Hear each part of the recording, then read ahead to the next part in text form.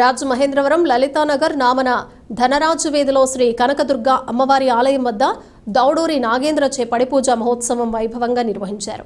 ప్రథమ పూజ దౌడూరి నాగేంద్ర సాయి దుర్గా దంపతులచే విఘ్నేశ్వర పూజ, సుబ్రహ్మణ్య పూజ జరిపించారు. అనంతరం చలపతి గురుస్వామి, కటారి నగర శ్రీను గురుస్వామి, ఇసుకపల్లి సుబ్రహ్మణ్యం గురుస్వామి, షోలే గురుస్వామి, లల్లు గురుస్వామి పర్యవేక్షణలో అయ్యప్ప స్వామి వారి పడిపూజ మహోత్సవం భక్తి శ్రద్ధలతో జరిగింది.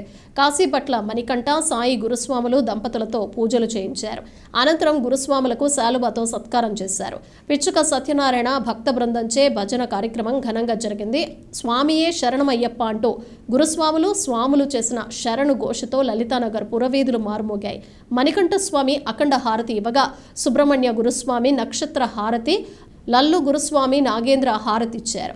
ఈ కార్యక్రమంలో తెలుగుదేశం పార్టీ నాయకుడు గన్ని కృష్ణ, పంతం కొండలరావు, నామన వాసు పాల్గొని స్వామివారిని దర్శించుకున్నారు. అలాగే అయ్యప్ప స్వాములు, భవానీలు, భక్తులు అధిక సంఖ్యలో పాల్గొని భజన కార్యక్రమాన్ని తిలకించారు. అనంతరం స్వాములకు, భవానీలకు, భక్తులకు అల్పాహారం వితరణ చేశారు.